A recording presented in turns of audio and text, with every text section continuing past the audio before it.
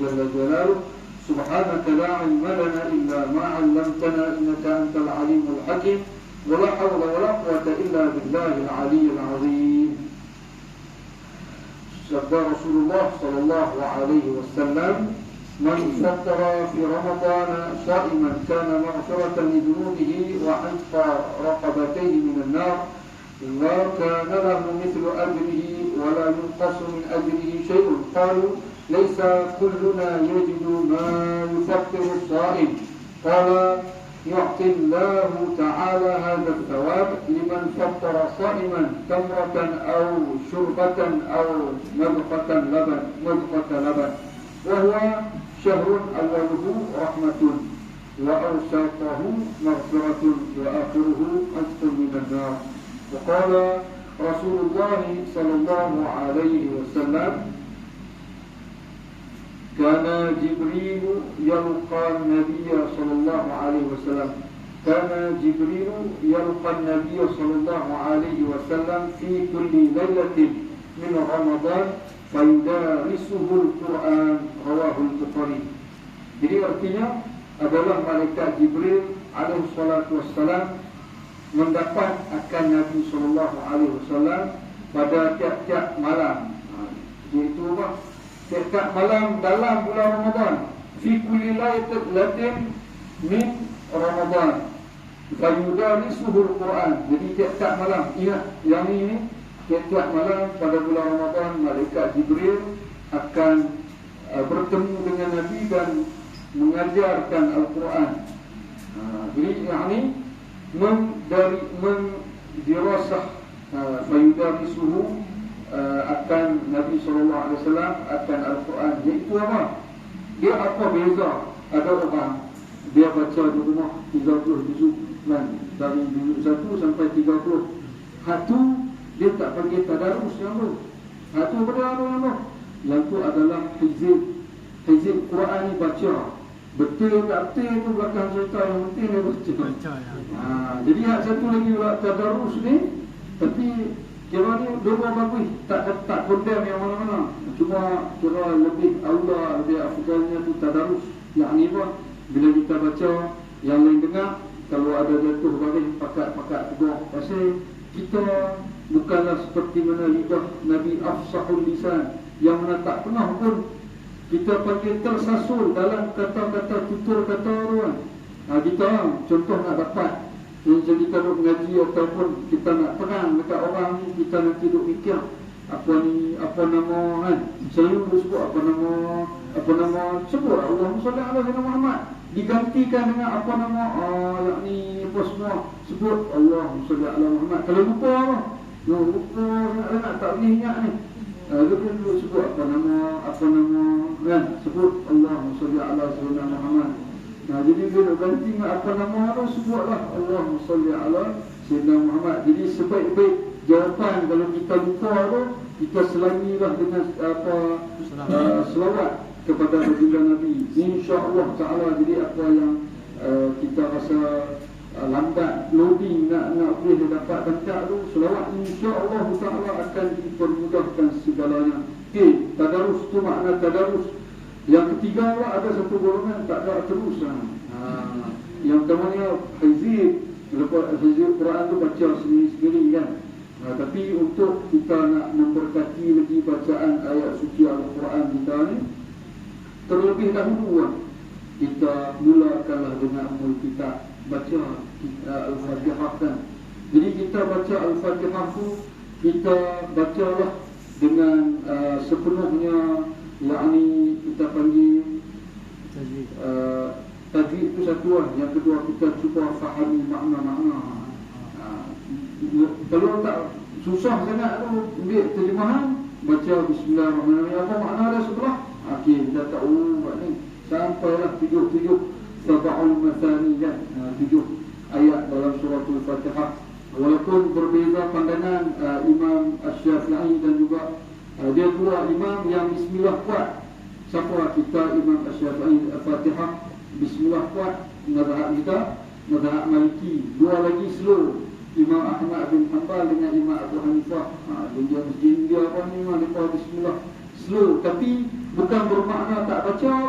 Jadi tulis Alhamdulillahirabbil alamin macam imam di muka kan. Dia tetap baca bismillah sebab apa? Ada keberkatan bismillah walaupun mereka tidak berpendapat Bismillahirrahmanirrahim itu merupakan salah satu daripada ayat dalam suratul Fatihah. Jadi dua waktu, dua tujuh juga sebab yang hak pendapat lagi dua lagi tu suratul ladina an'amta 'alaihim 5 ghairil maghdubi 'alaihim waladdallin 7. Ada 7 juga. Kita ni hak tu sekali terus. Sebab tu afdal siapa baca Fatihah tantu tu dia pendapat terus. Dia berhenti tak 'alaihim tu kan. Pasal tu kita punya pendapat maknanya suratul ladina an'amta 'alaihim ghairil maghdubi 'alaihim waladdallin. Jadi dari siratal ladzina an'amta 'alaihim sampai lepas habis itu cukup 7% bismillah. Daripada atas sekali itu bismillahirrahmanirrahim. Itu makna maksud tadarus itu sendiri. Dia kan ada dua yang kita baca seorang-seorang, satu lagi berjemaah juga macam orang buat majlis khatam Al-Quran tiap tahun dalam bulan puasa kan. Yang mana satu hari itu khatam terus ya. Jadi duduk kumpul ramai-ramai tu, bahagi duduk, pakat duduk keliling lekong buat halaqah tu, semua pakat baca serentak. Kan? Itu dia tak panggil tadarus, yang tu dia panggil hizib Al-Quran. Jadi itu tu maknanya tak Ramadan pun buat benda yang sama macam tu. Adapun tadarus, benda tu khususiah yang mana malaikat Jibril baca bersama dengan Rasulullah. Atas ni dia ada tasmi' ni, dia ada buku tasmi' ni. Telaki. Jadi maknanya seorang macam kita berdua yang atau halaqah seorang baca, yang lain keliling tu mendengarnya. Dia tak perlu banyak. Jadi kalau banyak lagi baguslah. Yang perlunya tu adakan tadarus tu yang sangat perlu buat. Yang sangat afdal mengadakan tadarus daripada hizib. Bagus tak kata tak bagus ya. Cuma afdalnya tu tadarus. Jangan tadi tu tak ada terus. Tak ada terus tu habis ya. Kalau kata bulan Ramadan memang tak ada terus, payah. Okey. Tadi kita dalam masya-Allah dalam kita telah pun berjaya baca surah Ar-Rahman dan juga surah Al-Waqi'ah adalah Insya' dan solat tarawih kita. Okey. Nak beritahu juga sikit sebanyak mengenai kelebihan beramal dengan surah Ar-Rahman. Jadi kita bacalah dan amalkanlah agar menjadi darah daging kita pada setiap hari. Every day bacalah Al-Quran, yakni surah Ar-Rahman. Ya, jadi dia ada banyak kelebihan dia tu, bukan setakat 10. Ini kira ringkasan daripada yang disebutkan oleh kitab, banyak kitab karya ulama dan juga terdapat hadis Nabi SAW yang mana mendapat syafaat di hari kiamat. Kelebihan membaca surah Ar-Rahman yang paling didambakan ramai adalah ia memudahkan mendapat syafaat di hari kiamat. Rasulullah SAW sendiri mengatakan bahawa orang Islam yang mengamalkan surah Ar-Rahman akan mendapat tempat yang paling indah di hari kiamat nanti ya. Lagu mana tempat tu yang indah tu? Wallahu a'lam fi maq'adi sidqin 'inda malikin muqtadir. Ini kira level ni ada orang maknanya dia nak redha Allah tu kira piawah tu paling maksimum mana rapat minta bila bahasa tu. Tapi yang paling lagi rapat pada minta tu adalah yakni apa fi maq'adi sidqin 'inda malikin muqtadir. Jadi duduk di sisi Allah. Duduk di sisi Allah tu kira paling piawah tu. Lagi apa lagi? Dapat tengok zat Allah Subhanahu wa ta'ala dalam surga nanti. Dalam atas dunia ni tak boleh tengok. Walaupun ada khilaf kan. Tapi kita ambil yang ialah yang paling kuat adalah kena mati dulu. Wujuhun yawma idzin nadhirah ila rabbiha nadhirah. Jadi maknanya dapat melihat zat Allah Subhanahu wa ta'ala itu nikmat yang paling paduan di hari kiamat. Tak ada lagi yang paling best sekali, mereka dapat tengok zat Allah SWT Dan Allah Azza wa Jalla sendiri yang membacakan Al-Quran, yakni antaranya surah Ar-Rahman dan juga surah Yasin. Hati Al-Quran yang kita beramal tu. Jadi dalam surga nanti Allah Subhanahu wa ta'ala sendiri yang bacakan surah Ar-Rahman. Itu kira-kira tu kan. Jadi juga disebut juga dalam karya-karya ulama dan beberapa hadis yang mana maksud dia tu, kalau dengar Allah sendiri yang baca kalamnya tu, kira mati, hidup tu, mati saling lazatnya tu. Kalau kata kita dengar suara atas muka bumi ni, lala ni, hidup zaman kita ni, kalau kita kata tak qari'ah apa semua tu, baca Quran kira pun Masya Allah sebabnya kan. Bagaimana kalau Rasulullah sendiri yang baca Al-Quran, bagaimana para sahabat baca Al-Quran kan.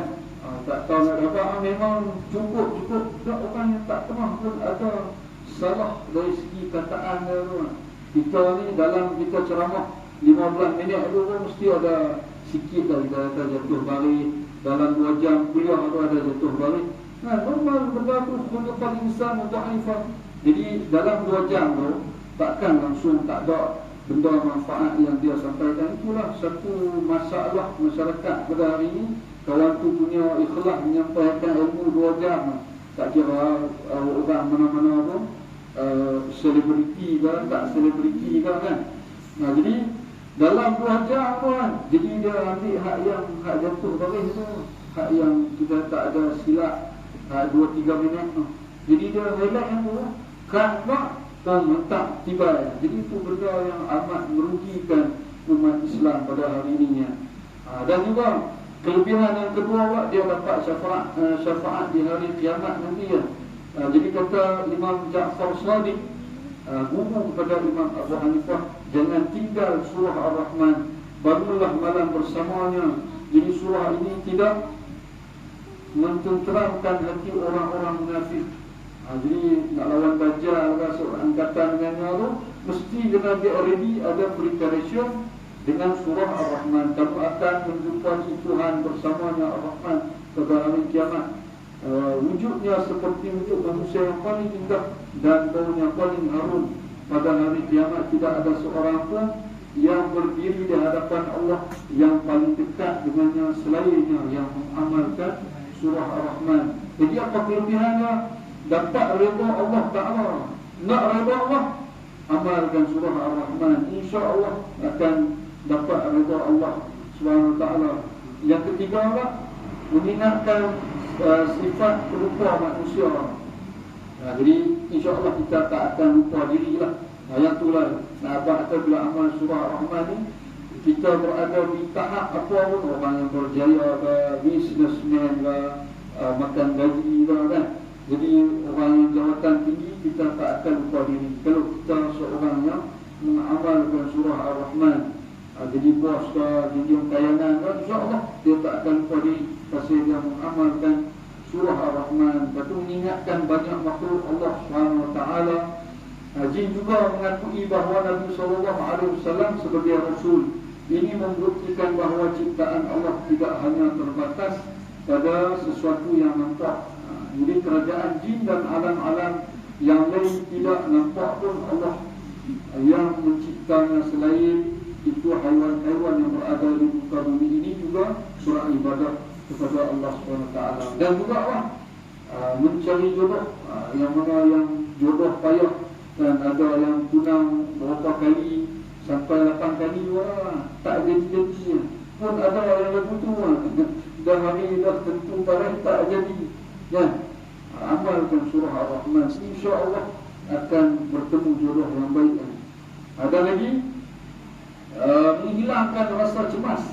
Cemas itu apa? Waham. Kata ulama tasawuf, ad-dinar nar, az-dirham ham. Maksud dia apa? Maksudnya dinar, harta benda lah, duit ni. Duit ni kalau tak pandai kawal dia akan jadi api. Lepas tu dirham, sama ada dirham pun duit juga. Kalau tak pandai jaga, ham akan jadi bimbang. Jadi macam mana nak buat? Amalkan surah Ar-Rahman akan hilangkan rasa cemas. Ini salah satu kelebihan. Dapat mengeratkan hubungan antara keluarga. Jadi dalam keluarga ni ada ayah garang ke apa kan, kira maknanya pantang silap sikit kena tempik kan, atau silap sikit kena pantang.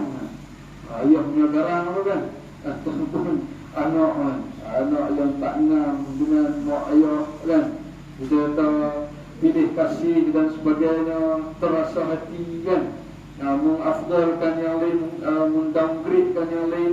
Jadi semua tu bacalah surah Ar-Rahman, insya-Allah akan mengeratkan balik hubungan di antara kekeluargaan, insya-Allah. Semoga Allah Taala bagi kurniakan kepada kita keluarga yang sakinah, mawaddah dan juga rahmah seperti mana rumah tangga Nabi sallallahu alaihi wasallam. Amin ya rabbal alamin. Dan juga ahlul muqarrabin. Dan nombor 8, mati seperti mati syahid. Bila amalkan surah Ar-Rahman, kalau dia mati itu seperti orang yang mati syahid. Kata Imam Ja'far Shadiq juga, orang siapa yang membaca surah Ar-Rahman dan ketika ia membaca fabi ayyi ala'i rabbikuma tukadziban, ia mengucapkan la bismi in min alayka rabbi, tidak ada satu pun nikmatmu duhai Tuhanku yang aku dustakan. Jika saat membacanya itu pada malam hari kemudian ia mati, maka matinya seperti matinya orang yang syahid. Jika membacanya di siang hari kemudian mati, maka matinya seperti matinya orang yang syahid. Itu dia punya fadilat ada tu kan. Siapa duduk kat Palestin lah, walaupun duduk di Malaysia kan, surah Ar-Rahman.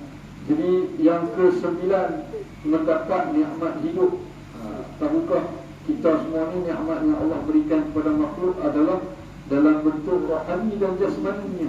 Jadi nikmat jasmani adalah kelebihan dalam dunia ni. Di dunia apa sajalah kesenangan yang Allah berikan, masya-Allah, nyawa hidup dia, dan nikmat rohani memberi kebaikan dunia dan akhirat. Jadi untungnya orang yang mendapat nikmat rohani dan jasmani. Dan kelebihan yang terakhir, jadi kita masuk sikit pasal surah Waqiah, mendapat ilmu pengetahuan Allah Subhanahu Wa Taala. Jadi turut mengajarkan kita tentang sifatnya selain dari ilmu hukum dan apa yang diceritakan dalam Al-Quran. Kerana itu juga Al-Quran diturunkan kepada kita, ia berupa dengan wahyu. Maknanya untuk mendapat mudah mengaji dan seumpamanya dan amalkanlah surah Ar-Rahman. Okey, ada satu perkara yang menyebabkan tumpul kita punya ingatan. Jadi dia banyak lah kan. Antaranya bila kita suka renung, tengok rumah ibadat orang lain daripada orang Islam, cius tokoh apa semua ni. Jadi kalau kita ternampak, jadi kita ternampak, kita terus sebutlah apa, macam mana kita baca tadi ni lepas pada selesai solat tarawih dan juga witir tadi ni, dan mawjud la ilaha illallah. Satu lagi apa? Maksud la ilaha illallah, ma'bud la ilaha illallah.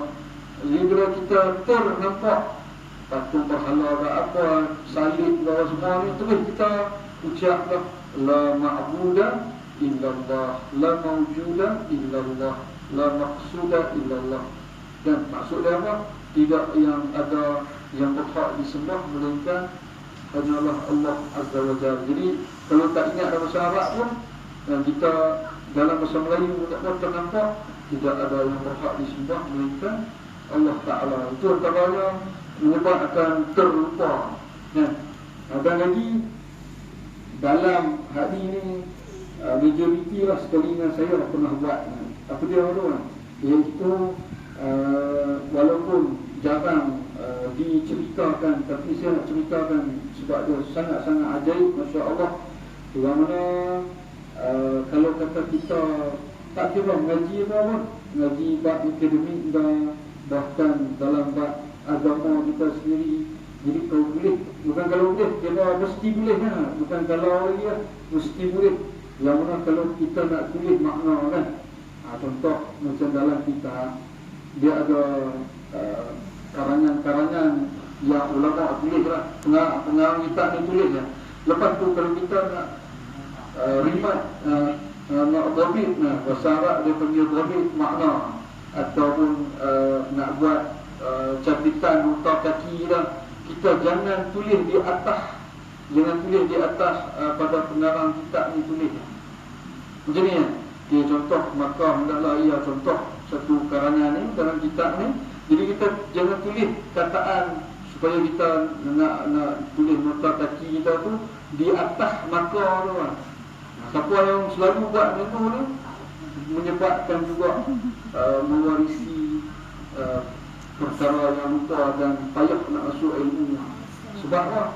Salah satu adab kita dengan pengarang kitab, walaupun dia tak ada depan kita, tapi mesti ni guru juga ni, guru yang mana tak ada depan kita, mesti dia ada tuan yang punya yang tulis kitab tu kan.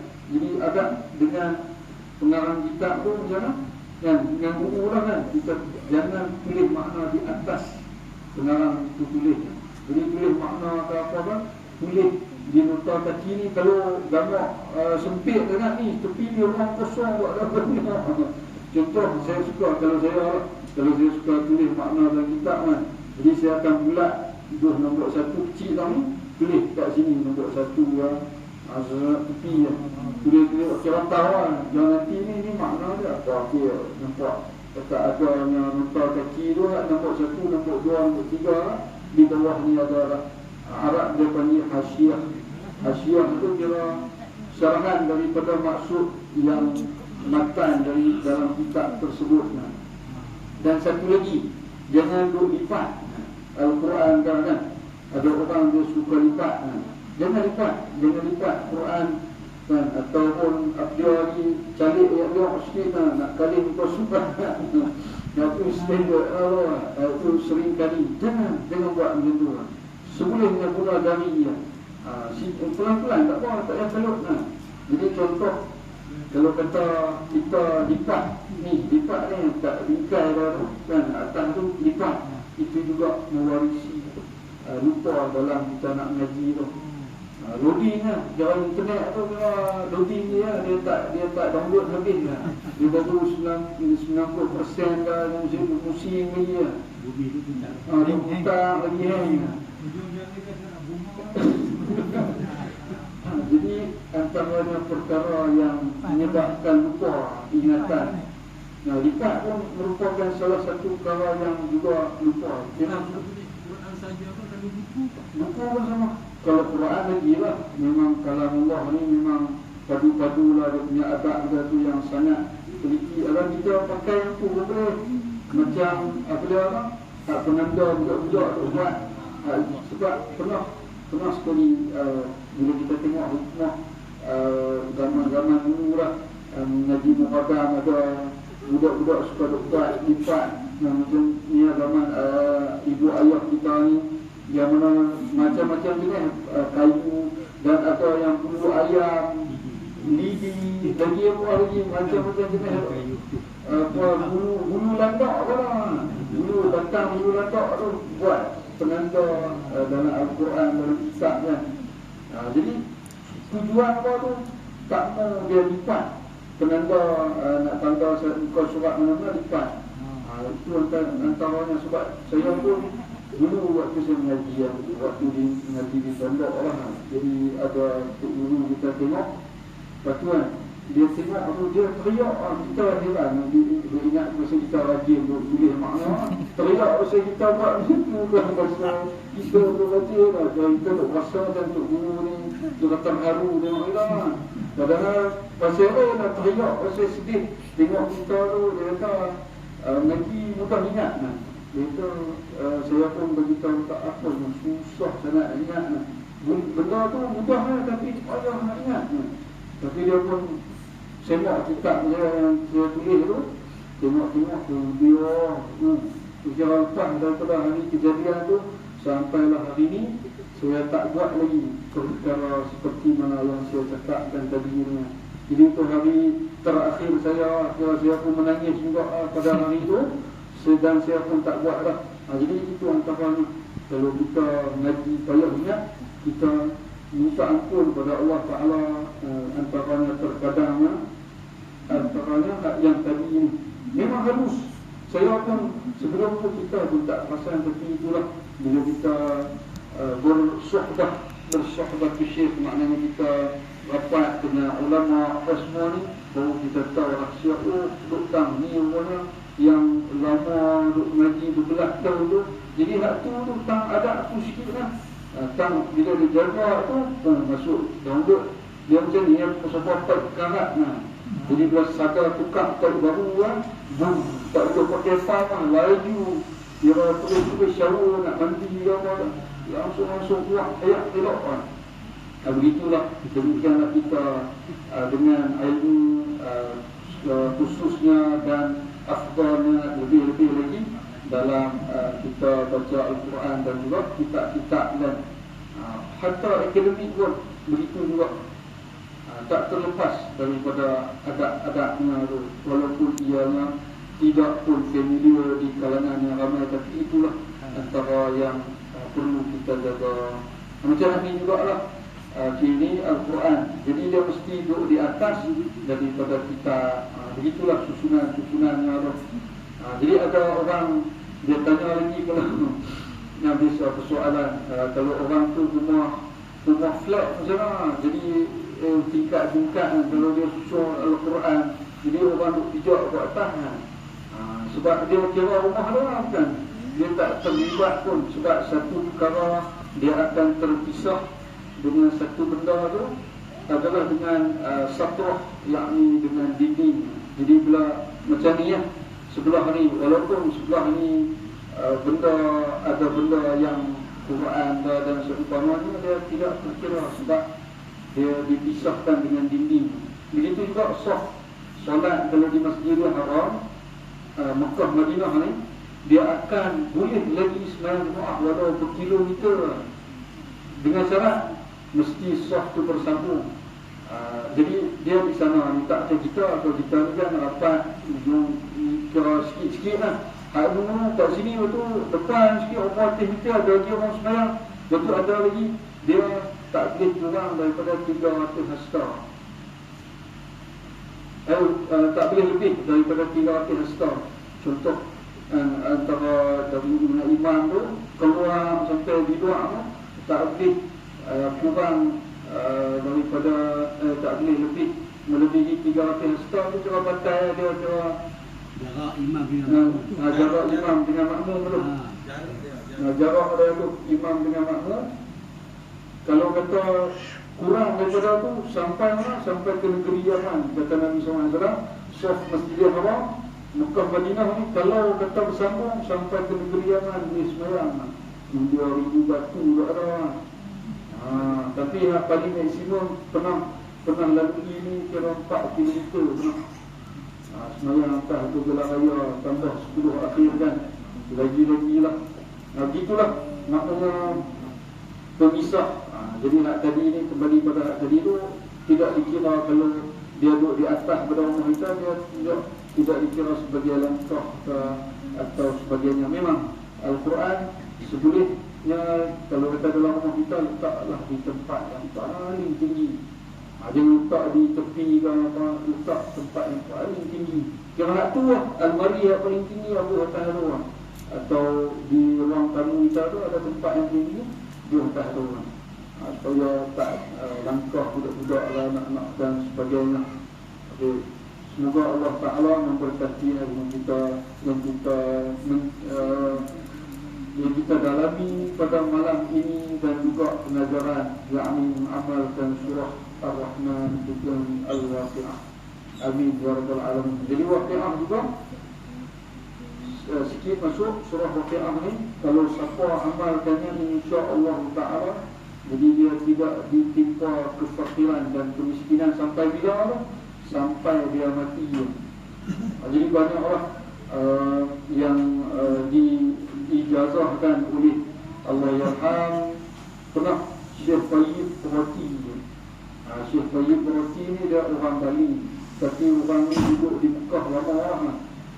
Lama sama lama legend macam mana arwah dapat saudara Tuan Imam kita Haji Mustafa, iaitu Tuan Guru Haji Ahmad. Ini geng-geng ni semua orang-orang yang rare itemnya, yang Imam payah pada nak cari betul ni. Yang mana dia umur apa tu tak pakai spek mata. Tak 100 tahun ni, umur 96 tahun tak pakai spek mata.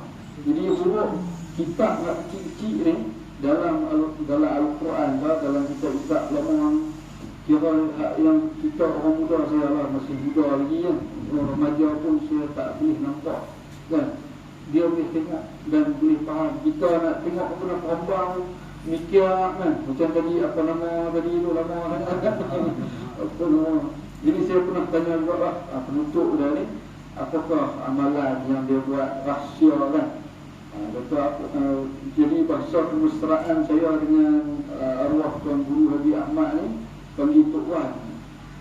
Tok Wan nak tanya sikit apa amalan Tok Wan yang membuatkan penglihatan masih lagi okey, tak pakai spek mata. Lepas tu dah bila kita tanya kena tulis lah.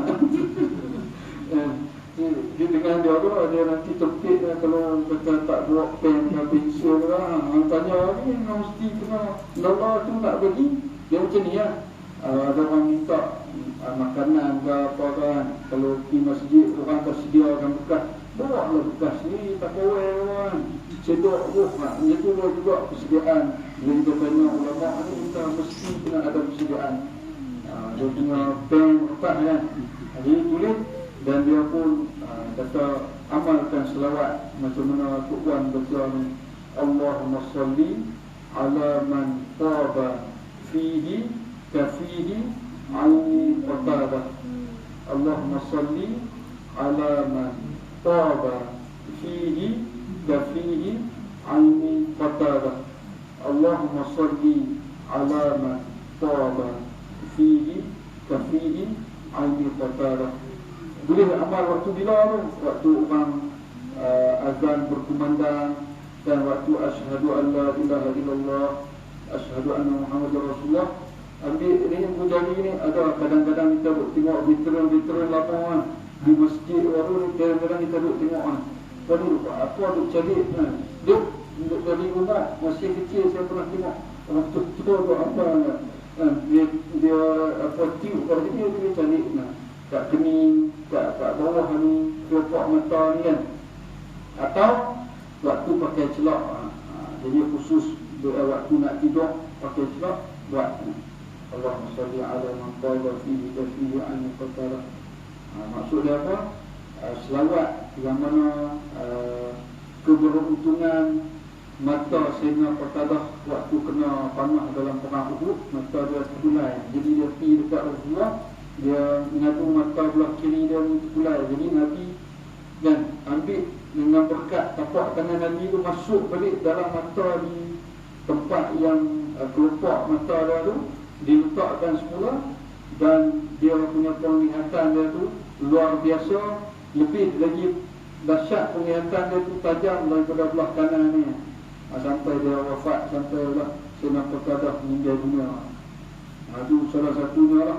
Jadi kita bertabarruk mana selawat, seperti mana pengajaran, seperti mana kira maknanya selawat dan salam kepada Rasulullah, seperti mana tapak tangan Nabi yang mengambil mata Sayyidina Qatadah, letak di tempatnya semula. Itulah antara amalan mereka yang mana itulah kita panggil hebat. Ulama tu bukan pasal ilmu banyak saja, tapi istiqamah lah. Yang itulah yang luar biasanya. Wallahu a'lam. Semoga kita dilimpahi rahmat dan kasih sayang oleh Allah Ta'ala. Jadi insyaAllah seperti mana Tuan Imam kita beritahu, esok akan diimamkan oleh tetamu daripada Naratuat. Jadi holiday lah, bukan public holiday betul setengah lah. Betul lusa kita continue balik seperti biasa. Wallahu subhanahu wa ta'ala a'lam. Wassalamualaikum warahmatullahi wabarakatuh. Bismillahirrahmanirrahim. Nawaitu sawma ghadin an adai fi syahri Ramadan hadhihi sanati lillahi ta'ala. Allah